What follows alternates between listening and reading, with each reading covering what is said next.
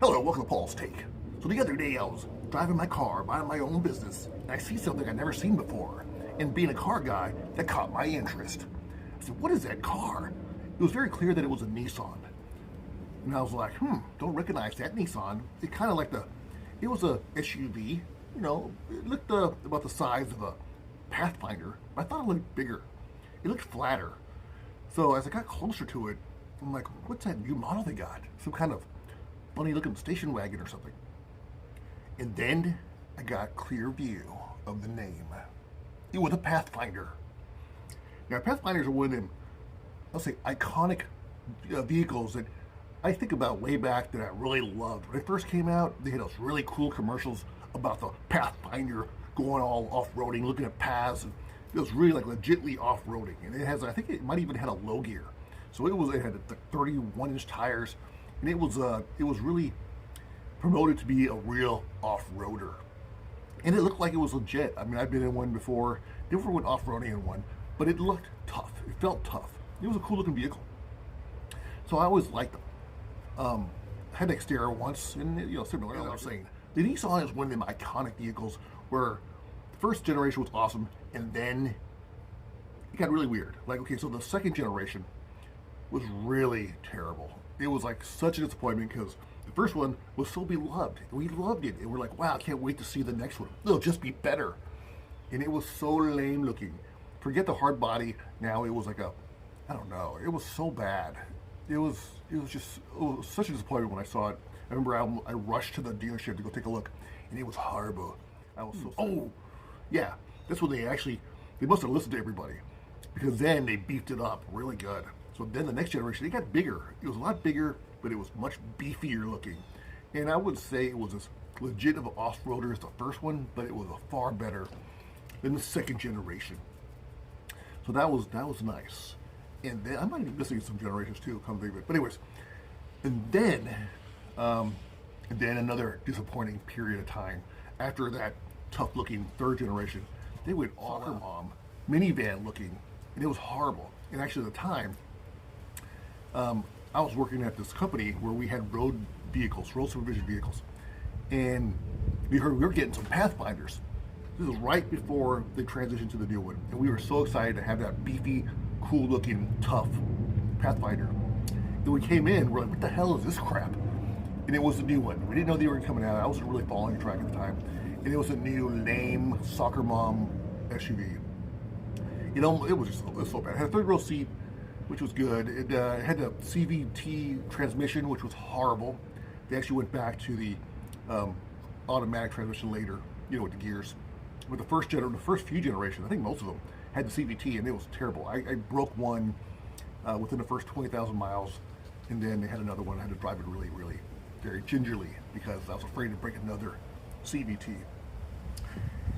Then, after that, they had the present generation Pathfinder, and that one looked much better. It looked considerably better than the previous one before that. It looked a lot more buff looking, and they made it look tougher.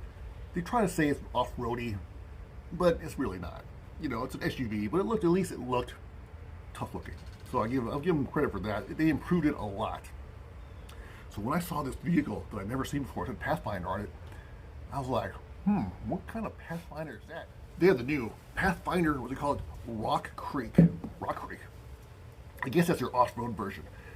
And in person, well, in pictures, I don't think it looks that bad. But when I saw it in person, it looked more like, it seemed like they smoothed out some of the, like the wheel flares and stuff. And then they had the front grille that looked, I'm not gonna lie, my initial reaction when I saw this vehicle, it was uglier than dirt. I was like disgusted. It was like the most ugly SUV I've ever seen in a long time. It was terrible. And I don't think they did all that much to it, but they did enough to really kill the look of a Pathfinder. I don't know how it got in production. And I think a lot of vehicles, they might look pretty good in the showroom. Maybe this one did, and that's why maybe this person bought it. Maybe it was a dealer vehicle that they were moving around. I don't know. But on the street, next to all the other normal looking cars, it looked really bad. Really bad. And it was supposed to be the Rock Creek's supposed to be like your more off-road version. And to me, it looked lower. It actually looked lower than the original one. So it gave it a longer look. So it looks lower than the optical illusion. I guess is the optical illusion.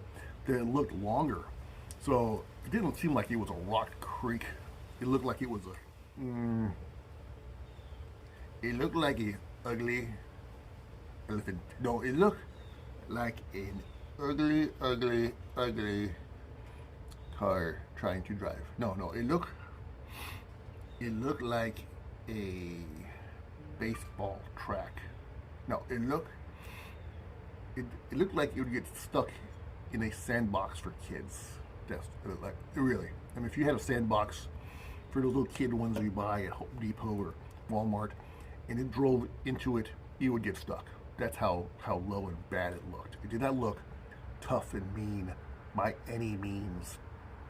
Now I've been in the 2022 Pathfinders, and the interiors are beautiful. They look really nice. And I even like this. The 2022 is a nice looking SUV if you're not really taking it serious off-roading, go down a little trail or something. But I swear the Rock Creek looks less capable. Now I didn't read the specs or anything. It's going based purely by the looks. Unless there's some kind of button on there, or there's a button in there that raises it up. I think this thing is not going to last very long because it's ugly.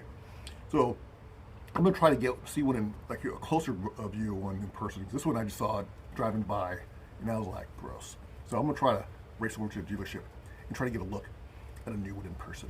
So that is my take, my initial reaction to the Nissan Pathfinder Rock Creek. Have you seen it? What do you think of it? Is it gross or is it really gross? Thanks for watching Paul's Take. Please hit like, subscribe for more videos.